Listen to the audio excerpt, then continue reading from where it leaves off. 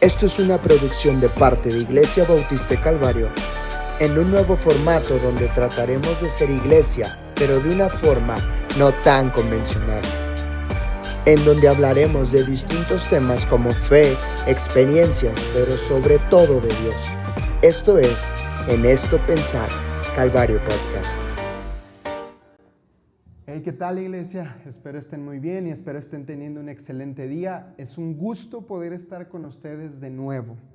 Antes de iniciar, me gustaría recordarles que pueden apoyarnos a nosotros, y a todos los que estamos haciendo este trabajo, siguiéndonos en todas nuestras redes sociales. Ya pueden encontrarnos en Facebook, en Instagram y en nuestro canal de YouTube. Y actualmente estamos subiendo ya los episodios a nuestro canal de Spotify. Y donde sea que nos estén viendo y escuchando, no olviden darnos like y compartirnos. Damos gracias a Dios por este proyecto, como en reiteradas ocasiones lo he dicho, que hemos abrazado y preparado con tanto amor y con tanto cariño. Y me gustaría leerles, como todas las otras ocasiones, Filipenses 4:8.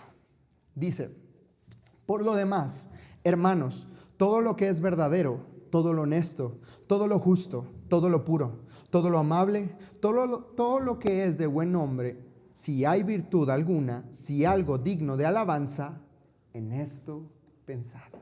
Yo soy Roberto Ruiz y esto es Calvario Podcast. Para esta ocasión, quisimos hacerle la invitación a uno de los pastores más reconocidos de nuestra ciudad, con una de las iglesias más grandes de San Luis Potosí y con más de 35 años de ministerio. Está con nosotros el pastor Luis Ramos. Pues Roberto, bienvenido. Un placer estar con ustedes. Muchas gracias por la oportunidad. Bienvenido, pastor. Y para empezar, me gustaría, pastor, que nos contara brevemente un poquito de su conversión. Bueno, cuando tenía 4 años de edad, mis padres se mudaron de aquí, de San Luis Potosí, a Estados Unidos. Llegaron a Oakland, California.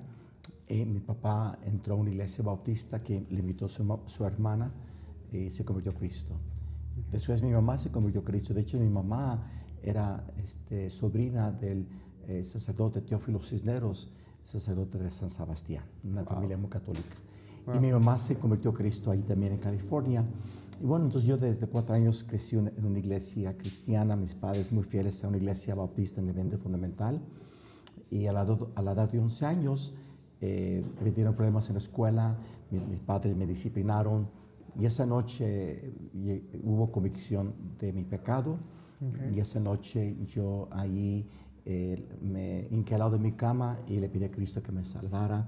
Y recuerdo, Roberto, que como unas, 15, 20 veces le dije: Señor, por favor, sálvame. Entre mi corazón, quería estar seguro que me salvara. Y sé que ese día nací de nuevo. Cuando tenía 18 años de edad, confirmé esa salvación porque hubo algunas dudas, pero a la edad de 11 años sé que Jesucristo me salvó. Ok, qué bendición escucharlo, pastor, de primera mano. Le soy sincero, se lo dije antes de empezar. Yo estoy agradecido, un poquito nervioso, pero con mucho deseo de esta plática. Gracias. Les hago esta pregunta siempre a nuestros invitados porque creo personalmente que el conocer el día, la fecha y la situación en la que fue nuestra salvación o conversión es importante. Claro. Porque de otra forma sería muy raro que digamos que somos salvos. Bueno, dicho eso, pastor, me gustaría entrar en calor con las preguntas que tengo para usted. Como primer pregunta, mire, su iglesia es una iglesia evangelizadora. Sí. Por lo que sé, por lo que he vivido, es una iglesia que se toma la evangelización con seriedad. Y he visto que su iglesia tiene métodos para evangelizar, planes concretos para ser discipulado y constantes reuniones sobre cómo convencer a la gente de su necesidad de Cristo. Mi pregunta es: ¿cuál es la necesidad del momento para usted a la hora de evangelizar? Y le pregunto esto dando un poquito de contexto, pastor, porque hubo un evangelista muy reconocido, quizás lo conoce, Dawson Trotman, y él menciona que a la hora de evangelizar necesitamos preguntarnos, ¿cuál es la necesidad del momento? Y esto lo hace porque, bueno, lo planteaba de esta manera, que dependiendo a quién preguntemos, la respuesta siempre va a ser diferente. No todos tienen la misma necesidad. Es decir, quizás un necesitado necesita una moneda. Quizás una embarazada necesita un doctor. Y hablando de labor del evangelismo, hay misioneros que dicen, por ejemplo, que la necesidad del momento es que envíen más gente al campo. Hay también otros que dicen que se necesitan mejores espacios de conferencia. Hay otros que incluso dicen que se necesita más literatura. Y todavía hay otros que incluso dicen que lo que se necesita nada más es más dinero a la hora de evangelizar. Trotman decía que la necesidad del momento es creer que el Dios en que creemos es tan poderoso como para cumplir todo lo que dijo que Él iba a hacer con nosotros. Sí. Y en este sentido, pastor, y con este contexto, para usted, ¿cuál es la necesidad del momento? Quisiera darte esa respuesta en dos partes. Okay. En primer lugar, la necesidad del que evangeliza, la necesidad del que da el evangelio, es que sea lleno del Espíritu Santo. Okay. Y que Él esté preparado para presentar un mensaje de salvación claro. Okay. No nada más repite una oración después de mí, sino que Él trate a las almas como Cristo las trataba. Okay. Y Cristo, pues con la mujer samaritana, se llegó a ella con su necesidad que ella tenía, ¿sí? Y trató con ella de una manera muy con amor, llevándola a un arrepentimiento, ¿sí? Y a fe en Él. Y esa es la parte nuestra, es predicar el Evangelio para que las personas puedan reconocer su pecado, su necesidad de arrepentirse y creer en la persona de Jesucristo. Okay. En cuanto a la necesidad que hay, recuerdo las palabras de Cristo cuando Él vio las multitudes y tuvo compasión de ellas. Y después de expresar su necesidad que tenían de un pastor, de que alguien les predique el Evangelio, Jesús dijo, orad al Señor de la mies que envíe obreros a su mies. ¿Por qué? Porque los obreros son pocos. Sí. Entonces creo que la necesidad es gente dispuesta a salir a predicar el Evangelio, gente dispuesta a decir, Señor, heme aquí, envíame a mí, ir a lugares donde el Evangelio nunca ha sido predicado. Y viendo la necesidad en el mundo, dispuestos a ir y dispuestos como iglesias a enviar y dispuestos también a ser obedientes al mandato de llevar el mensaje de salvación a toda criatura. Okay. Eso sería. Yo personalmente, pastor, bueno, mire, le agradezco que nos conteste esta pregunta. La verdad es que lo entiendo así, corríjame si yo estoy en un error. La necesidad del momento es todo esto y yo lo podría resumir de esta manera. Es que haya alguien que hable y alguien que escuche. Uh-huh. ¿Sí? Sí. Muchas gracias, pastor. Mi siguiente pregunta tiene que ver con el discipulado. Como le dije hace un momento, yo he visto desde hace mucho tiempo, porque yo estudié aquí en la escuela, estudié aquí en el colegio, que su iglesia es una iglesia evangelizadora. Y gracias a Dios. Se toman en serio esta labor. Y digo se toman en serio porque también, yo creo que usted también conoce ejemplos de iglesias que quizás no se lo toman tan en serio. Uh-huh. Entonces, dicho eso, pastor, mi siguiente pregunta es, ¿por qué es necesario ser discipulado como cristiano? Es decir, si yo acepto a Cristo, si yo he aceptado a Cristo en mi corazón, ¿por qué es bueno para mí ser discipulado y por qué todo cristiano debería discipular? Y tengo como base el versículo que hay en Mateo 28, 19. Por lo tanto, vayan y hagan discípulos de todas las naciones, bautizándolos en el nombre del Padre, del Hijo y del Espíritu Santo. Ujú.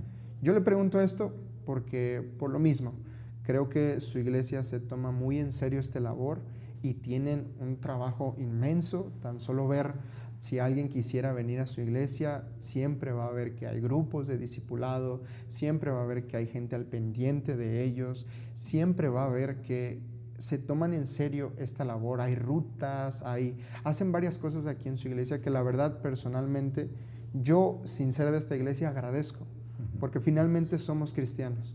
Entonces, con esto quiero preguntarle, esta es mi pregunta: ¿por qué es necesario ser discipulado como cristiano y por qué todo cristiano debería ser o debería aprender a discipular? Y bueno, Roberto, quiero decir esto en cuanto a nuestra iglesia. Sé que es la gracia de Dios y realmente no estamos haciendo lo que deberíamos hacer. Creo que hay mucho más que podemos hacer para que el Evangelio llegue a toda nuestra ciudad, nuestro país y el mundo. Pero bueno, gracias a Dios que el Señor nos ha dado esa gracia. Y en cuanto al discipulado, pues como mencionaste tú, Mateo 28 nos dice hacer discípulos, Sí. bautizar y enseñar. Sí. Y la Biblia tiene el equilibrio perfecto. Hay personas que nomás hablan de Cristo, pero no guían a la persona a ser bautizado bíblicamente en una iglesia local. Sí. Y hay otros que ganan y bautizan, pero dejan a sus convertidos. No los buscan para que ellos puedan crecer en su fe. Y obviamente va a haber gente que ganamos para Cristo, Roberto, que no va a querer ir a la iglesia. Nuestro deber es predicar el Evangelio, pero me doy cuenta que Él hace sobra en ellos, el Señor. Pero nosotros sí somos responsables a buscar que las personas que les demos el Evangelio, a esas personas que reciben a Cristo, guiarlos a que sean bautizados bíblicamente y se les tienen que enseñar. Sí. Esa es parte del discipulado. Después que aceptan a Cristo, se les enseña, el primer paso después de tu salvación es el bautismo, y luego enseñarles todos los mandatos de Cristo, que es pues el discipulado. Ahora, en nuestra iglesia tenemos discipulados en cada culto, tenemos discipulados de gente convertida, tenemos discipulados en casa.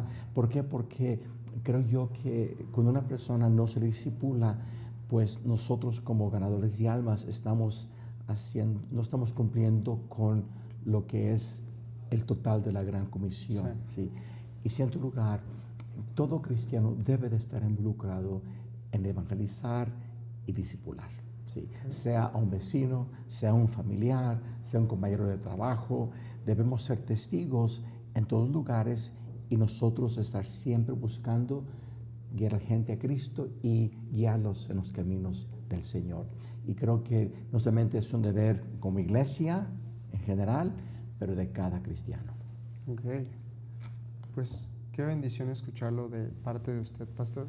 Le comento y le vuelvo a comentar, desde antes de la plática se lo dije, yo veo cómo es la organización dentro de aquí de la iglesia y pues yo agradezco que haya una iglesia que se ocupe de estas áreas, que se lo tome en seriedad, de verdad.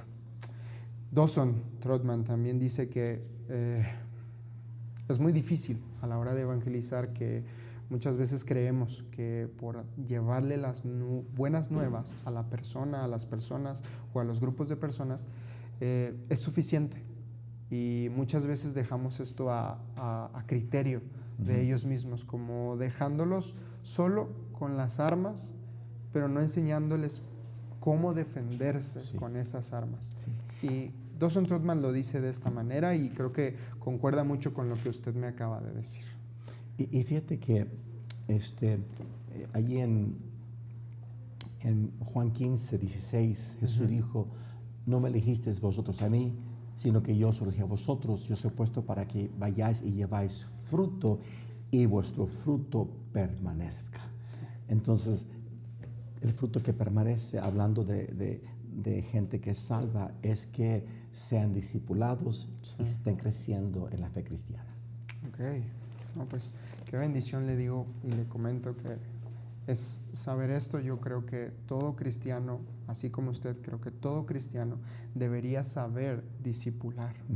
Y también debería aprender a ser discipulado, porque finalmente no lo sabemos todo. Exactamente. Y hay muchas cosas que se aprenden en la teoría, pero también hay muchas que se aprenden en la práctica. Claro. Y es justo lo que Dawson dice, Sí. que una cosa es el entrenamiento y otra cosa es el aprendizaje. Sí. Pastor, tengo otra pregunta para usted, pero esta pregunta quiero dividirla en dos partes. Okay. Es una pregunta que yo considero que tiene que ver con lo mismo, pero al mismo tiempo es una distorsión de la verdad en sí misma. Okay.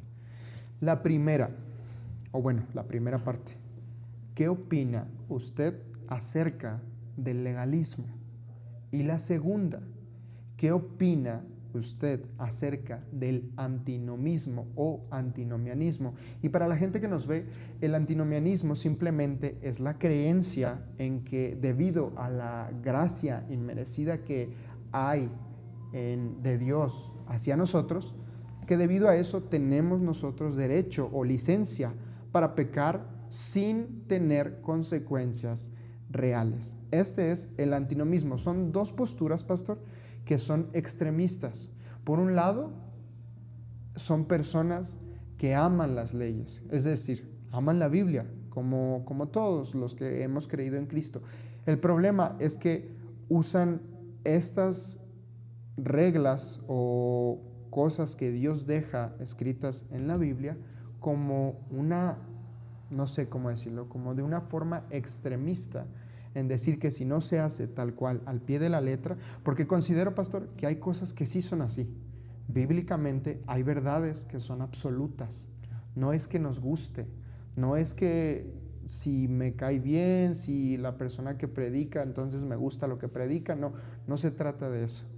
Pero al mismo tiempo siento que a veces fallamos en creer más en las reglas que en lo que, más bien en el contexto en el que por qué están esas reglas. Y luego del otro lado pues encontramos todas estas personas que en lugar de vivir en santidad, porque es lo que la Biblia dice, es lo que la Biblia enseña, en lugar de eso toman a la gracia inmerecida como algo que es banal.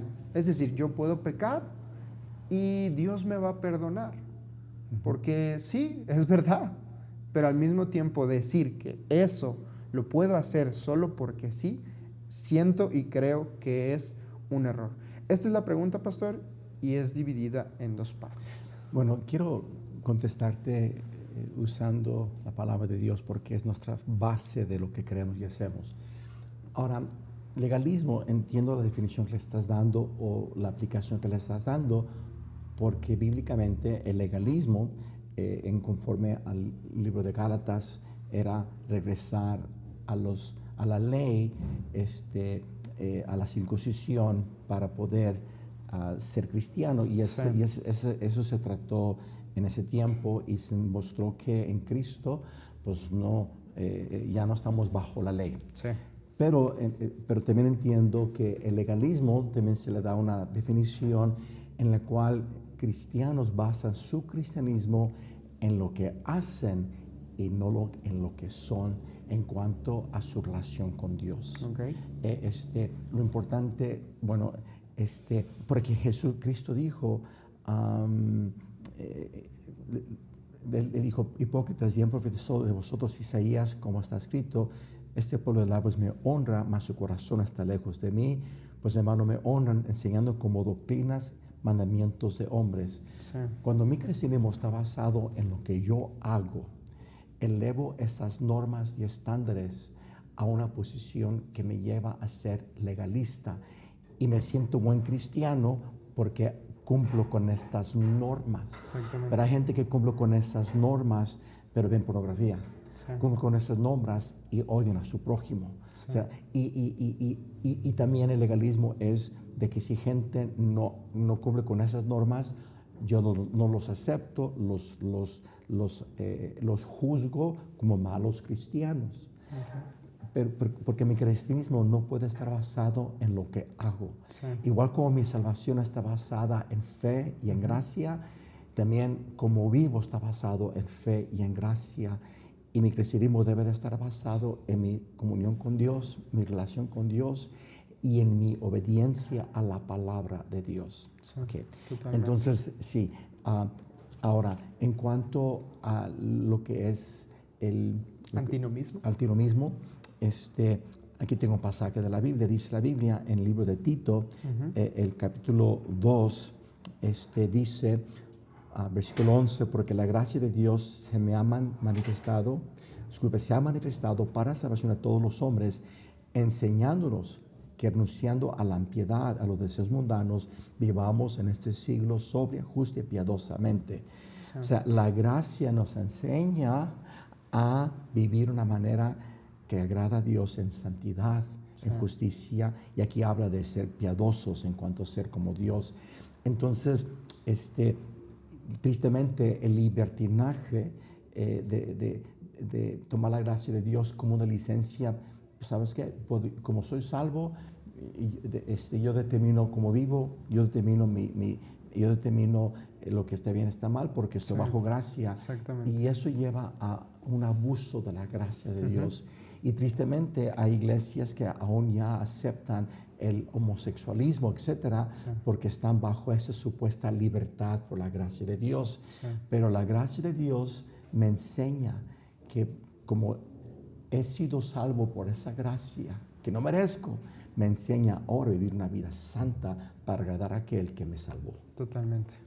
Sí, recuerdo mucho, ahorita no recuerdo la cita, pastor, si usted la tiene puede compartirla con nosotros, pero recuerdo mucho un versículo donde Pablo menciona que tal vez ya no estamos sujetos a la ley, pero eso no quiere decir que la ley deja de ser importante en la vida de nosotros. Sí. Y finalmente yo siempre me retorno a ese versículo. Ahorita le digo, no lo anoté, pero siempre lo tengo en memoria, porque a pesar de no vivir bajo estas reglas que son absolutas, que son en un sentido que son muy estrictas, a pesar de ya no vivir en esa realidad, sí son modelo a seguir para nuestro cristianismo en algunas áreas. Y bueno, dicho esto, pastor, ya que comentamos un poquito sobre esto, ¿cómo debería ser la convivencia de nosotros como cristianos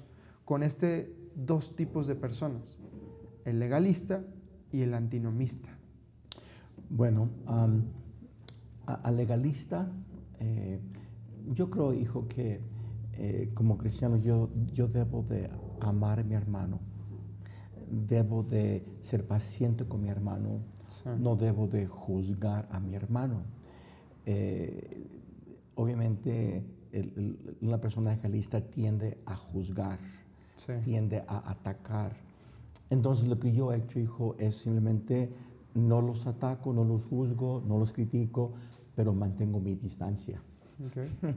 O sea, los amo pero mantengo mi distancia. ¿Por qué? Porque por su legalismo, pues lastiman. ¿Sí? Sí. Y a las personas cristianos que pues, son más liberales en cuanto al antinomismo, sí, batallo en pronunciarlo bien. No se preocupe. Pues uno, por ejemplo, como pastor, trato pues los amo, los trato de ayudar, le digo, mira, sabes que en esto creo que no está bien, si me dejan, ¿sí? Pero en todo esto, hijo, tenemos que poner la mirada en Cristo, sí, y no dejar que uno o el otro me afecte, dejar que uno me desvíe y me haga a mí también alguien que juzgo y critico y me creo mejor que otros. Sí. Hay que mantenerse uno humilde, hijo. Ahora, una persona que, por ejemplo, si alguien me invita a su casa y una persona empieza pues saca el vino y ese tipo de cosas, sí, pues soy cordial, pero en cuanto yo puedo termino de comer y me voy. O sea, no convivo con ellos en ese aspecto. No se meten problemas. Exactamente. Ok. Pues creo que era importante su opinión, pastor, sobre estos temas, porque creo que también muchas veces hay doctrinas que seguimos nosotros como cristianos que debido a esta distorsión entre legalismo y antinomismo, la gente simplemente no quiere saber de Cristo. Pero no es por Cristo, sí, es por la gente que sirve a Cristo. Así es. Entonces, creo que era importante, al menos para mí, saber su opinión sobre Gracias. estas dos posturas. La siguiente pregunta, pastor, es, mire, le voy a dar un poquito de contexto. Ujú. Y para las personas que nos ven, ¿por qué los cristianos, por qué nosotros como creyentes necesitamos un templo o un terreno para congregarnos? Y le pregunto esto porque muchas veces hay esta creencia de que para dedicarse al evangelio se necesitan espacios. Y la iglesia primitiva carecía de estos espacios, pastor. Y solo lo digo esto en comparación con el presente, porque obviamente tenían espacios, pero eran casas, eran al aire libre y no edificios. Pero ¿por qué como cristianos cuando escuchamos la palabra iglesia o eclesia no pensamos en una comunidad o en un cuerpo, solamente pensamos en un edificio? Wow. Una pregunta muy bien pensada, Roberto. Creo que la verdad bíblica establecida por Jesús mismo, allí en Mateo 18, donde están 2 o 3 congregados en mi nombre, ahí estoy yo. Sí. Y de ahí tomamos nosotros el concepto de la iglesia es una congregación apartada del mundo, redimida por la sangre de Cristo, que forma una asamblea. Sí. Sí. Y esa asamblea puede congregarse debajo de un huizache, puede congregarse en una cueva, o puede congregarse en una casa o en un templo. Sí. Y sí, creo que por la religiosidad que tenemos de trasfondo como mexicanos y latinos del templo, porque el catolicismo, el templo es ahí la casa de Dios, Sí. y nosotros no, nosotros somos la casa de Dios, y cuando nos congregamos en un templo o en una cueva, ahí está el Señor con nosotros. Entonces, creo que, como dices tú, es darle al templo, lo que es el templo, edificio, una importancia que no debe de tener. ¿Sí? Es importante en cuanto a es un lugar, un espacio dedicado para que nos congreguemos. Y es como yo lo veo, hijo. Okay. Pero déjeme decir esto, creo yo que una iglesia que va a impactar su comunidad con el Evangelio debe tener un lugar donde hay la casa de Dios, un edificio, una casa donde la gente puede edificar, ahí se predica el Evangelio. En ese aspecto es importante, sí. O sea, usted lo ve como más que como una necesidad, como un identificador. Ok. Bueno, pues creo yo, pastor, en este sentido, mire, esta pregunta, sinceramente, a mí también me surgió. Porque como cristiano, la relevancia que tiene el edificio, el templo, es muchísima. Porque yo no logro pensar, quizás de primera instancia, en una iglesia que no tiene un templo. Entonces, y esto es porque también, a su vez, en cierto momento, desconocemos lo que dice la Biblia sobre esto. Nosotros somos el cuerpo de Cristo. Y en ese sentido, pastor, mire, yo alcanzo a ver también que, por ejemplo, históricamente, el edificio, el hecho de que haya edificios para la iglesia, para nosotros como creyentes, tiene que ver más con, por ejemplo, Constantino, con el hecho de que él necesitaba que el Estado y la iglesia fueran uno, debido a que había muchos problemas como que los creyentes no podían afiliarse tanto a las creencias de esta política que es Constantino. Entonces, debido a eso, lo digo como contexto para las personas que nos están viendo, debido a eso se empiezan a crear espacios, y espacios, y espacios, y espacios. Y cada vez su arquitectura, como usted lo mencionó, por ejemplo, los católicos, su arquitectura cada vez es más detallada, más específica. Y siento que también como creyentes, incluso yo mismo, en ocasiones hemos batallado con esto porque al ver un buen edificio, creemos que quizás es una iglesia a la que yo no pertenezco. Es decir, si yo creo o vengo de un contexto totalmente diferente a una iglesia tan grande, tan arraigada a, lo digo de esta manera, pastor, para que se entienda, a vestirse bien, a estar bien, a mostrar una imagen a la persona que está por fuera, quizás yo batallaría un poquito en acercarme, porque vengo ya con esta idea de que pues es difícil para mí. Es decir, por ejemplo, los católicos en realidad pueden ir a la iglesia y no necesariamente tienen que convivir. Pero nosotros que somos creyentes, que somos cristianos, sí tenemos que convivir y sí tenemos que ser como un cuerpo literalmente. Entonces, lo digo como contexto, pastor, pero le agradezco mucho que nos conteste esta pregunta. Y hablando sobre la impresión que da la iglesia o que damos nosotros como cristianos a los no creyentes, pastor, ¿qué opina usted del elitismo que hay dentro de muchas iglesias y aún entre líderes?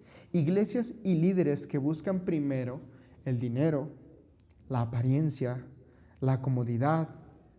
¿Qué opinión tiene usted sobre estas iglesias o líderes que lo único que buscan es aparentar? No hay un contexto realmente, simplemente buscan que la gente venga. Bueno, hijo, tristemente hay liderazgo en iglesias que se enseñorean de la gente, Sí. Buscando de la gente adulación, buscando de la gente que por su posición les respeten y abusan de ese liderazgo. Tristemente existe. Sí. Dijo un siervo de Dios del pasado, Lee Robertson, un hombre que fue un gran pastor, un gran líder allí en Tennessee, en Estados Unidos. Okay. Él dijo que todo éxito o fracaso depende del liderazgo. Okay. El liderazgo debe de ser un ejemplo, hijo, de Jesús. Okay. El liderazgo debe de ser un imitador de Cristo. Sí. Me encanta lo que dice en Hebreos capítulo 13, versículo 7, cuando dijo el apóstol: acordaos de vuestros pastores que os hablaron la palabra de Dios, considerad cuál haya sido el resultado de su conducta, imitad su fe. Luego, como si fuera fuera de contexto, Jesucristo es el mismo ayer y hoy y por los siglos. La fe que gente imita en mí debe de ser Jesús. Sí. Y tristemente, hijo, por causa de soberbia, por causa de prepotencia, por causa de control, hay liderazgo incorrecto, hijo, que lastima las iglesias. Y a veces en sí no es el pastor, pero personas que rodean al pastor, y tiene que ver, hijo, con tomar actitudes fariseicas. Sí, y tiene que ver con soberbia, tiene que ver con carnalidad.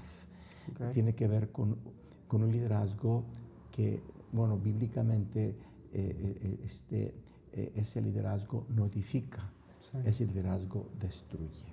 Okay. Y tristemente, hijo, tenemos que cuidar como pastores nosotros, y también cuidar a nosotros mismos, y que también cuidar a los líderes que nos apoyan, que tengamos todos un sentir de ser un siervo líder. Dijo Pablo, Pablo, apóstol de Jesucristo, Pablo, siervo de Jesucristo, llamado a ser apóstol. Sí. Pablo, siervo, esclavo, dulos, líder. Siervo, líder. Okay. Entonces, es el liderazgo que edifica y que es de bendición. Ok. Le pregunto esto, pastor, porque como algunas de las preguntas que preparé para este episodio, creo que es importante su opinión sobre esto. Mire, le voy a dar una opinión personal sobre esta pregunta en general. Yo personalmente, y creo que no soy el único, a veces como cristianos batallamos, como le mencionaba hace un momento, batallamos porque la apariencia que da un lugar exige nuestra comprensión del mismo lugar. Es decir, yo no puedo ir imagínense, a un lugar refinado, exclusivo y quizás de renombre. Yo no puedo ir a un lugar así, quizás vestido de una manera inadecuada. Y no es que no pueda, sino que la impresión que tengo de ese lugar y la impresión que yo voy a dar va a ser totalmente opuesta. Porque voy a batallar, como cualquier persona puede batallar en una situación así. Y le pregunto esto, pastor, porque creo que el dinero, la apariencia y la comodidad no son el problema en sí, sino, como usted dice, es el liderazgo. El liderazgo es el problema. Y con esto, pues mire, yo tenía la impresión de que era muy difícil, por ejemplo, llegar a usted. Llegar a usted, tener una plática y una charla con usted, pero era mi prejuicio.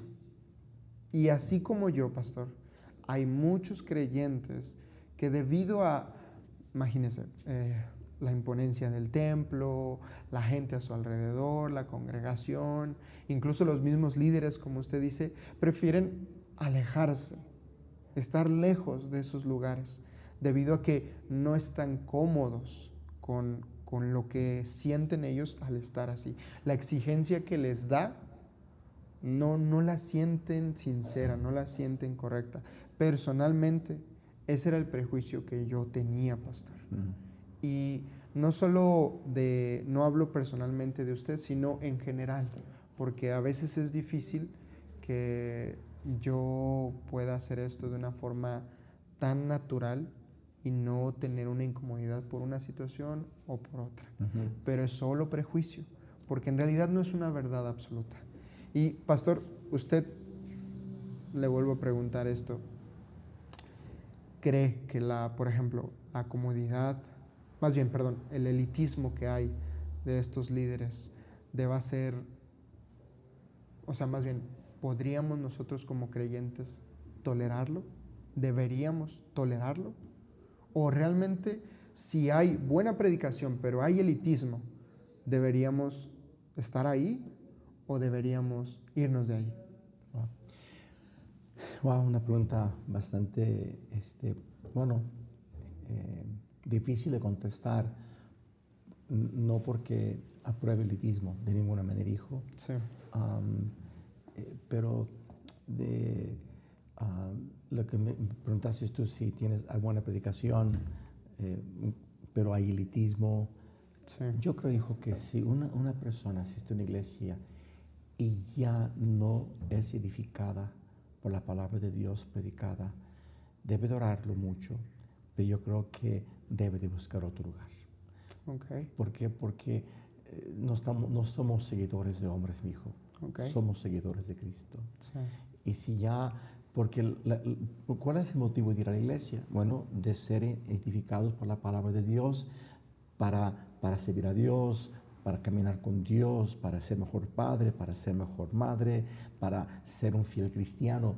Pero si la predicación viene de un líder que pues, es elitista o no es de bendición, sí. Ya no te edifica, ya no vas a escucharlo con un corazón abierto, con un corazón deseoso. Yo creo que debes orarlo mucho, hijo, pero si así es, creo que es mejor buscar otro lugar donde vas a recibir palabra que te va a edificar. Wow. Muchas gracias por contestarnos esta pregunta, pastor. Creo que, como le he dicho, es importante su opinión. Gracias. Y respecto a la organización de la iglesia, pastor, para usted, ¿cuál es la correcta organización de la iglesia? ¿Qué puestos debe haber?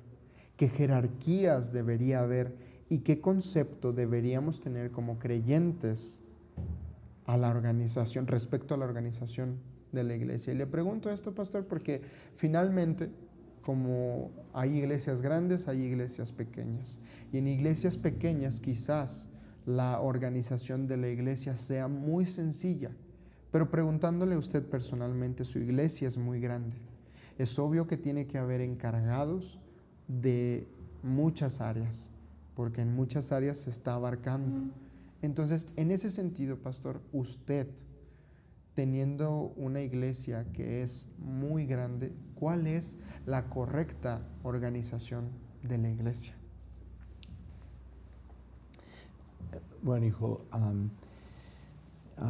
es un tema difícil de contestar en todo lo que conlleva la organización de la iglesia. Okay. Pero creo yo que, en primer lugar, debe de haber un pastor con el corazón de Cristo. Okay. Y debe de entender que la iglesia no es de él. Okay. Sí, la iglesia fue comprada por precio. La iglesia es de Cristo y personalmente a veces cuando oro por la iglesia, digo, Señor, voy a dar cuentas a ti de cómo yo guío tu iglesia porque es tu iglesia. Sí. Tú eres su Salvador, tú eres su Señor, tú eres su cabeza. Okay. Y el pastor, creo yo, hijo, que la organización de la iglesia, bueno, como bautista, creo que el gobierno, bueno, somos una teocracia, no una democracia. Sí. Pero el gobierno de la iglesia es congregacional.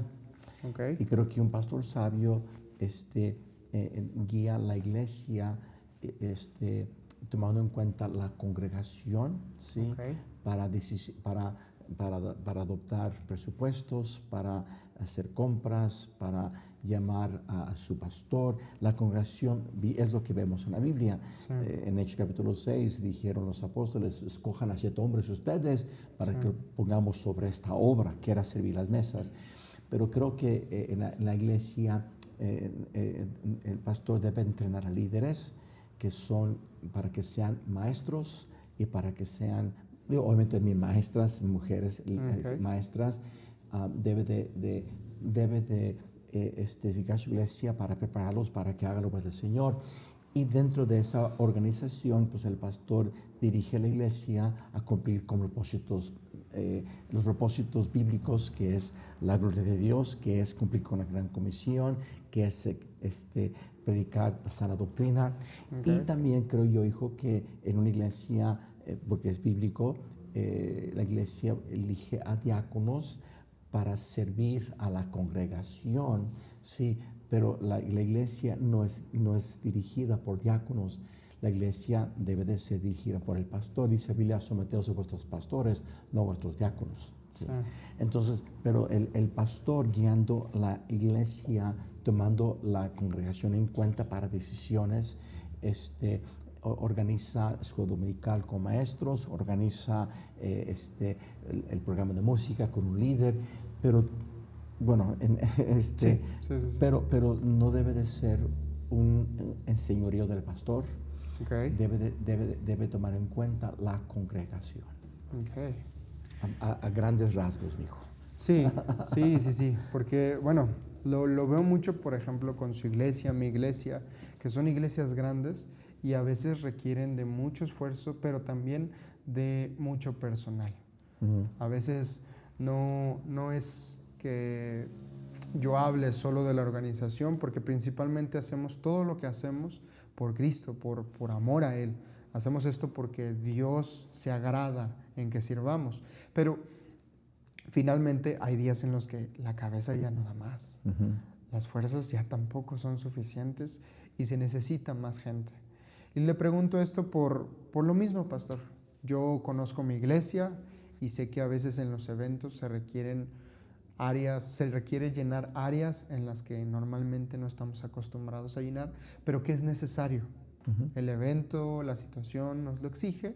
Entonces, por esa razón, ya estamos un poquito entrenados, como usted dice. Es importante que el pastor enseñe a estos líderes o a estas personas que se van a hacer cargo de esas áreas.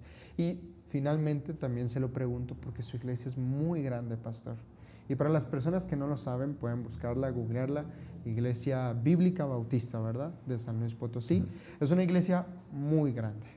Y finalmente yo que alguna vez estuve aquí y que por la escuela a veces tenía que asistir a conferencias o a cultos normales, la verdad es que yo veía eso. Realmente es demasiada gente la que trabaja aquí y es por esa razón que le pregunto cuál es la organización correcta de la iglesia.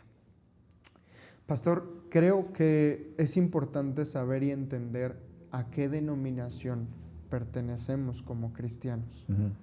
Finalmente hay personas que dicen que, bueno, es que somos los mismos, somos cristianos, creemos en Dios, no pasa nada, pero a su vez estamos doctrinalmente distantes debido a que hay creencias o hay corrientes de pensamiento totalmente opuestas a lo que la Biblia dice, pero ellos proclaman como quiera decir que creen en el mismo Dios. Dicho eso, pastor, ¿por qué es importante saber y entender a qué clase de denominación cristiana pertenecemos? En primer lugar, hijo, la base de la fe y práctica de una iglesia debe de ser la palabra de Dios. Su doctrina, sus convicciones, su música, su filosofía de ministerio, todo debe ser basado en la palabra de Dios. Pero la doctrina debe de ser bíblica. Y creo yo, hijo, históricamente hablando, porque sí lo he estudiado, que la iglesia bautista no salió de la reformación protestante. La iglesia bautista salió de cristianos que eran denominados anabautistas, ¿sí? Como los moravios. Habían grupos en el norte de Italia, en otras partes del norte de Europa, que predicaban el evangelio y bautizaban por inmersión a los convertidos. Y esas iglesias, ya cuando Lutero se declaró, comenzó la iglesia luterana, y Calvino, la iglesia presbiteriana, y luego la iglesia episcopal en Inglaterra, la iglesia anglicana aquí, es episcopal aquí, pero es anglicana en Inglaterra, exactamente. Pues había cristianos que nunca habían sido parte del catolicismo, simplemente eran grupos a través de la historia que tuvieron diferentes líderes y se denominaban por diferentes nombres, como los waldenses y bueno, etcétera, los menonitas, Juan Menem, que era anabautista. Pero lo que en estas iglesias, hijos, se identificó es que su doctrina era bíblica en cuanto a la salvación, en cuanto a la inspiración, en cuanto la inspiración, la salvación, en cuanto a lo que conlleva la doctrina bíblica, y creo yo que los bautistas tienen una doctrina más apegada a la palabra de Dios. Por ejemplo, la salvación no se pierde. Creemos que la santificación es un proceso, la justificación es el momento que crees en Jesucristo, o sea, lo que es la doctrina de salvación.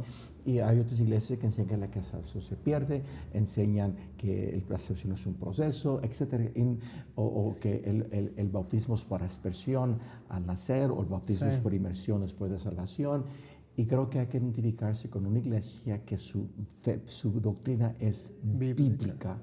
Y creo yo que los bautistas, a través de la historia, aunque hay bautistas que obviamente, hijos, se han apartado de la doctrina, hay de todo, ¿no? Pero históricamente hablando, las iglesias bautistas han sido muy bíblicas y muy celosos de la doctrina, ¿sí? Entonces creo yo que es importante. Ahora, ¿crees tú que solamente los bautistas son cristianos? No. Hay grupos que no son bautistas, que también son cristianos, su fe está basada en la palabra de Dios, y quizá algunas prácticas no sean bíblicas, ¿sí? Pero sí son cristianos, ¿sí? Pero obviamente, hijo, hay grupos de que se dicen cristianos, pero no lo son, porque creen que el bautismo los salva, sí, lo que es regeneración bautismal, etcétera. Entonces, creo yo que los bautistas son los más apegados a la doctrina bíblica, pero hay otros grupos que sí son salvos, pero sus prácticas en sí no son bíblicas en lo que es secundario. Hay doctrina fundamental, hijo, que si no crees esa doctrina fundamental, no eres salvo. Sí, totalmente. Totalmente. Pero hay doctrinas, por ejemplo, escatología, tenemos diferentes posiciones que no son doctrinas principales. Y hay esa libertad, y son cristianos, sí, pero no todos somos igual. Ok. Bueno, pues... No sé si me alargué mucho. No, se lo agradezco mucho, porque esta definición entre que sí y que no, a veces es muy complicada. Personalmente, como creyente, me ha tocado estar constantemente viendo estas posturas, leyéndolas, porque a veces pareciera que sí, pareciera que concordamos en lo mismo, pero luego finalmente descubro cosas que no pueden ser igual a nuestra creencia, cosas como usted dice, fundamentales de nuestra fe en Cristo, que si no tenemos tal cual bíblicamente, probablemente es que tú y yo no somos iguales.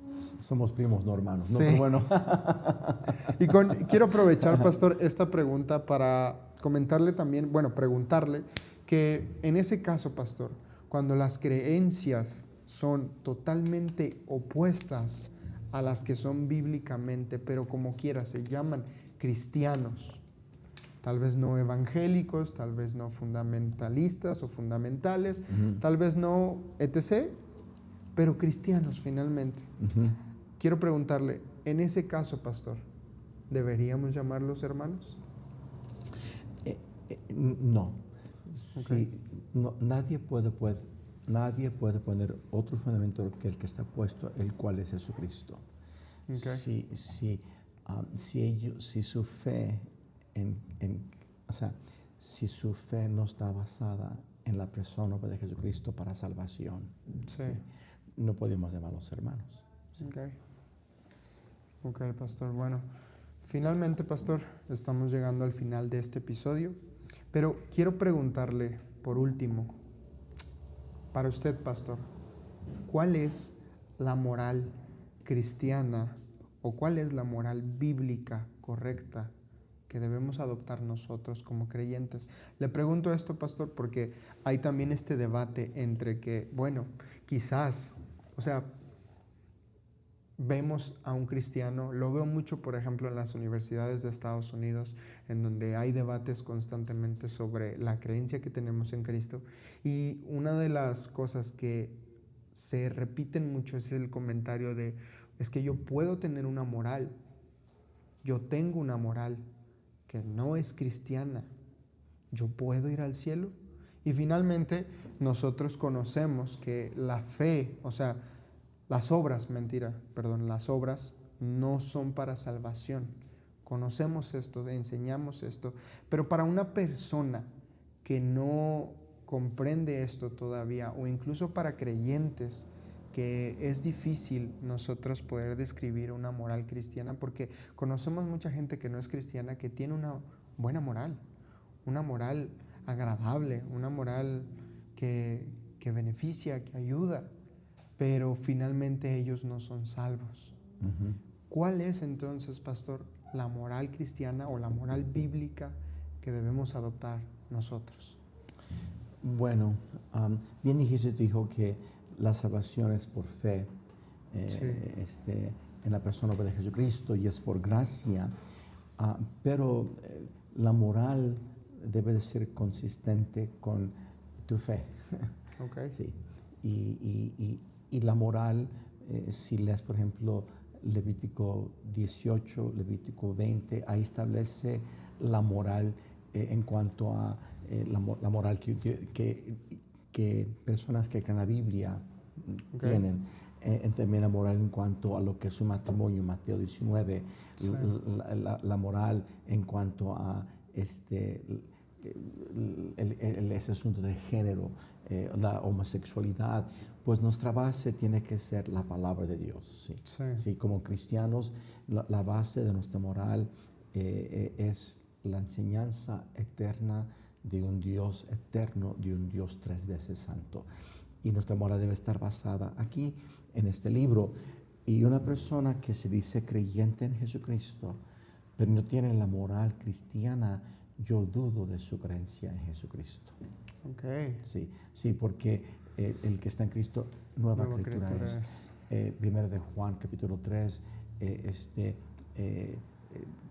dice la Biblia que ya como hijo de Dios no practico pecado. Okay. Puedo pecar, y no quiero pecar, pero puedo pecar. Sí. Pero ya no practico el pecado. Y la moral de este mundo, pues, echa fuera el estándar divino de lo que es para Dios moral. Y un creyente, su moral está basada en lo que Dios dice, no en lo que yo siento, o lo que yo opino, o lo que opina el mundo. Ok. Bueno, creo que era importante esta pregunta, pastor, y creo que era enriquecedora también para el podcast, porque le digo, hay este constante debate entre que si hago lo bueno, pero no lo bueno para, digamos, para usted, sino lo bueno, lo que es correcto. Finalmente veo mucho, como le comenté, estos debates en las universidades de Estados Unidos, en las que es la forma en la que desacreditan, en cierta forma, la creencia que tenemos como cristianos. En decir, pero es que no es necesario tener un Dios para ser moralmente o éticamente correcto. No es necesario. Y ese es el debate que constantemente veo en estas universidades. Pero creo que es importante, pastor, saberlo de primera mano, realmente reconocer. Y esto no es algo que nosotros nos inventamos, realmente es algo bíblico, es algo que todos podemos estar leyendo, todos podemos saber. Pastor, le agradezco mucho que nos haya prestado este tiempo, que se haya prestado para este episodio. Quisiera de una vez aprovechar para invitarlo en una segunda ocasión, quizás después, cuando pueda ser pertinente que usted esté con nosotros, que usted esté libre, pero sí me gustaría platicar un sinfín de cosas con usted, pastor. Le agradezco mucho que nos haya prestado este tiempo y finalmente, pastor, comentarle que pues estamos muy felices de hacer esta entrevista. Roberto, agradezco mucho la oportunidad, agradezco mucho tu precioso espíritu, agradezco mucho las preguntas que hiciste, son muy acertadas y necesarias. Y gracias por tomarme en cuenta. Y si Dios me permite, en otro tiempo nos ponemos de acuerdo para poder tener otra entrevista y que sea para la gloria de Dios, que sea para edificar a los creyentes y con mucho gusto. Totalmente. Muchas gracias a todos los que nos ven. Espero que estén muy bien y esperemos poder seguir siendo de bendición. Dios les bendiga.